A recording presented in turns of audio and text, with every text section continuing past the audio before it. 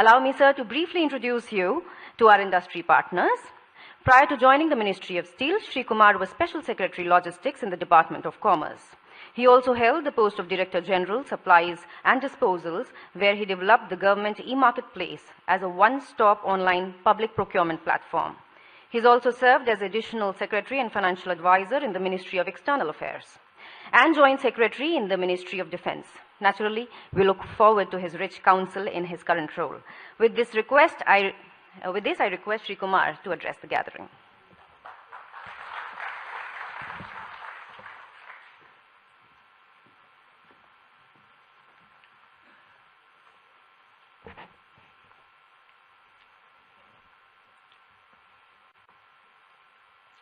Honorable Union Minister for Steel, Shri Birendra Chaudhary ji, our Special Secretary and Financial Advisor, Joint Secretary, and Mr. Agarwal, Kamal Agarwal, who is the President of IFA, who has helped us also in the organizing of this prestigious function. The delegates, the award winners, invitees, the media, all the guests, a very warm welcome to you on behalf of Ministry of Steel. It's our honor that our minister is here for something for which he was very passionate about the secondary, for which he is passionate about the secondary steel group as such, the companies, the sector. And he has been remarking that we have been honoring our steel sector in general. But what about the major chunk of people who make this sector so important for the development of the country? And from this thinking and this idea came this inspiration to have, for the first time, this secondary steel sector award. And very happy that under very meticulous kind of arrangement, as just described by our Joint Secretary in Ministry of Steel, for the first time we are going to give awards to those who have done very well, and we are expecting that in times to come the others will join, and this will provide an impetus for all our secondary steel sector companies to excel and to contribute to building up the steel sector in general and the country's economy, the infrastructure, and various other important economic development indicators to help it grow. Today is a very auspicious day, and on this Vinayak Chaturthi day, it's also I would like to greet all of you. And on this day, we are going to have this function. It's again a matter of joy. I would like to add a few things. Already our Joint Secretary, and there was an excellent presentation by Mr. Anjani Agarwal, who has given the challenges which are being faced by the sector, especially the secondary steel sector, and otherwise also what is the global scenario and what are the risks, challenges. But I would like to mention about our national steel policy, which was again made with lot of care, lot of thought, and there which we visualize that on account of the increasing consumption growth in times to come by 2030, 31, we should have a very sizable production as well as capacity, and which we should start working on it right from day one. And I'm happy to inform that the indications are for this growth very clear.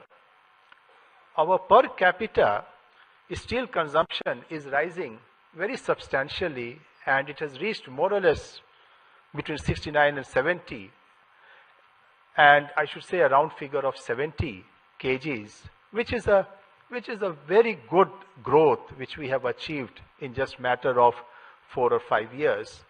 And with this kind of a trend, 300 million tons capacity will necessarily have to be built, and our production should also match, at least in substantial measure, to meet our consumption requirements. Basically, it is a domestic demand. Our infrastructure is growing at a very huge pace.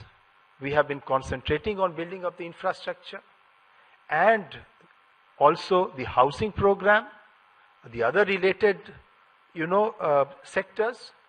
And with this, how do we meet the challenge of bringing about this capacity improvement? We are going to shortly have another major conclave on the capital goods which will be required for arriving at this kind of a 300 million tons capacity. Again, our minister has been very keen that we should develop in-house, within the country, capability of manufacturing the capital goods which will be required for this kind of a growth. And with the new capacity, we definitely will have to address this issue, and it is in line with our policy of domestically produced iron and steel products, which has been very successful and which you all know has given a big impetus to domestic production. Secondary sector is going to play a very major role in all this. You are more or less around half of what is happening in our steel sector in the country. I will not go for the figures, but you play a very important role.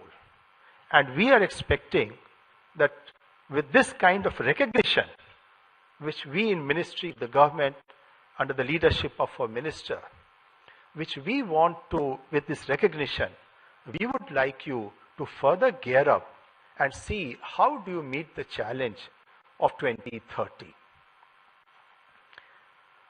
There have been a lot of things that have been done in the last couple of years, apart from the domestic, what we call DM and SP policy.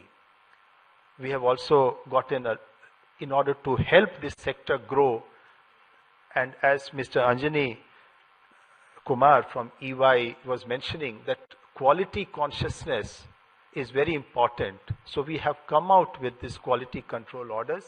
These will play a very important role for us in times to come, and this will lead us to the growth thing which he has been mentioning. So along with our environmental concerns, the quality control thing that we have come out is something which we feel that will provide a big impetus to the growth of this sector. I will mention here the challenges, and which he also referred about the global challenges. We are in the global, environment. Steel is a very important commodity for every important country. If we have to become important, if we have to become strong, we need to have a very strong steel sector within the country. And the trade challenges are something with which we are grappling.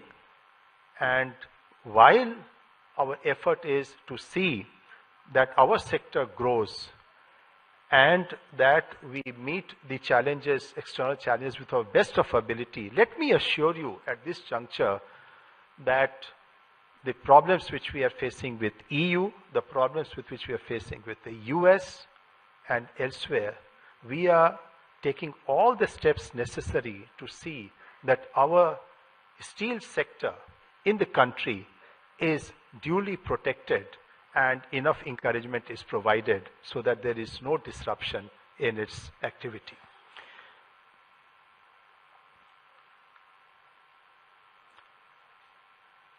There is enough of a scope.